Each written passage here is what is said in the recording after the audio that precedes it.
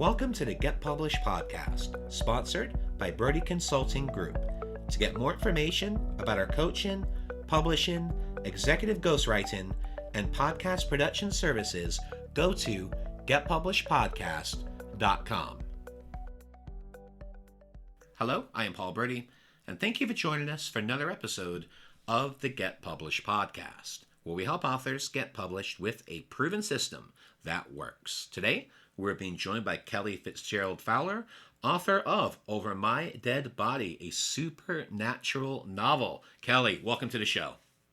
Thanks, Paul. Thanks for having me on. Well, we are thrilled to have you. Are you ready to begin? I am. All right. Question number one. What is the one piece of advice that you would give to a first-time author who is currently writing their book? I think the main advice that I got throughout my journey on my first book was to not quit, to not give up, never give up.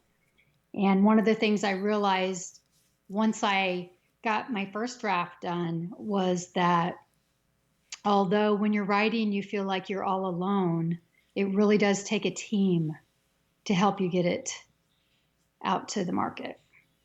And you think you're alone while you're writing, but you really need the team once you get your draft done to help you. You know, the editor and all the other people are part of a team that you just don't realize when you're writing your first draft that you have a team, that you will be exploring with a team. And those people make your writing better. They make everything that you do much shinier than anything you could do by yourself. So I think that was one thing that while I was writing, because it did take me 10 years to write my first book, because it was a pretty in-depth research historical novel, I was very surprised once I got that into the mode of editing and stuff, how much I was really not alone on the finishing product. And I really didn't realize that at first. So. And what do you feel is the hardest part about getting published? I think the hardest part about getting published is making all the various decisions that you have to make around publishing.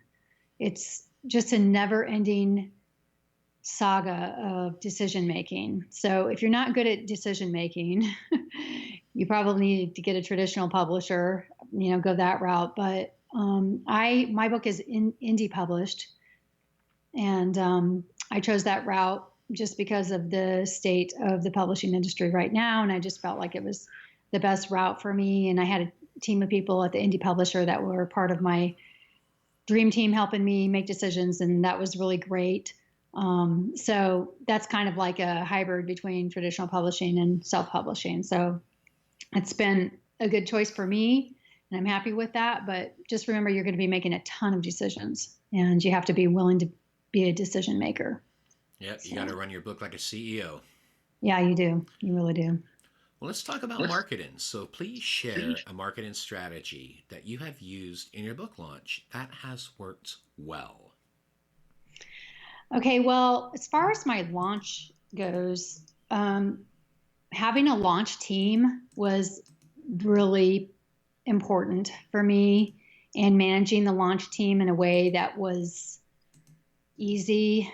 I think I actually created a launch team Facebook group, and everybody who wanted to be a part of it, friends, family, colleagues, other people that were just supporting me along the way, all joined into my launch team, and that really helped tremendously. So I feel like focusing on a launch team, people who really care about seeing you succeed, was one of the great things that I did for my first book. What I did learn also after that is, I've been kind of in denial about building an email list, which I know people are probably like, what? You're kidding. But the email list building, I think, is really pivotal. And I've been really focusing on that for the last couple of months, because I'm getting ready to, I'm working on a sequel to my first novel. So I really plan on having a really large email list by the time my second novel comes out. And I think with the launch team and my email list, I will have a really successful second book launch. So.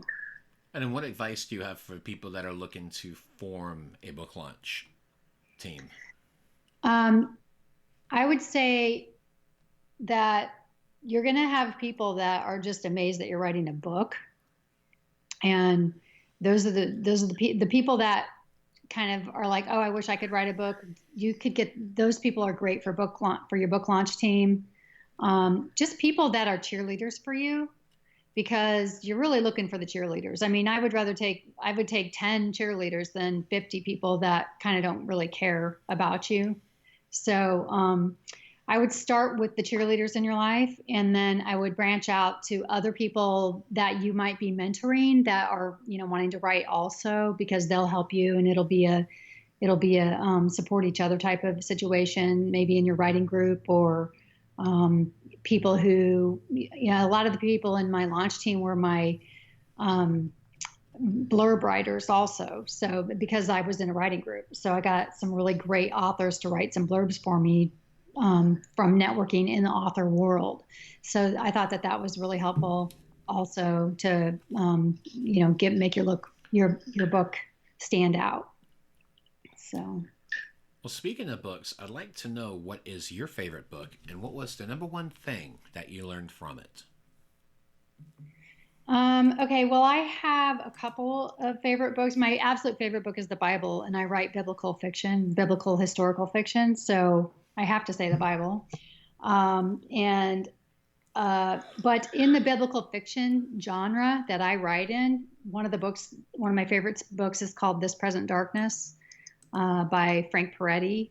And this book is an old book from the 80s that had a lot of supernatural activity in it and spiritual warfare in it. And it just really inspired me to want to write a kind of a more modern version, not the same book, but, a similar genre, like I said. So that inspired me. And then my other favorite author is Francine Rivers. So that's more of a historical fiction writer. So mine's like biblical historical fiction, supernatural. So it's a big combination. But those were my inspirations for writing this book. And for a final question, what is your favorite quote and why? My favorite quote is, "Do not worry about tomorrow. Tomorrow will worry about itself." And that has been my thing to lean on when just trying to focus on today, and to really just do something every day that will make you feel like you've accomplished something, without having to think about how much work it really is in the long run, because writing is a lot of hard work. So that helped me quite a bit in finishing my first novel. So Excellent. Well, Kelly, I want to thank you for being a guest on the show. What is the best way for people to find you online? I am available online through Facebook and Twitter. My Twitter handle is Kelly F. Fowler.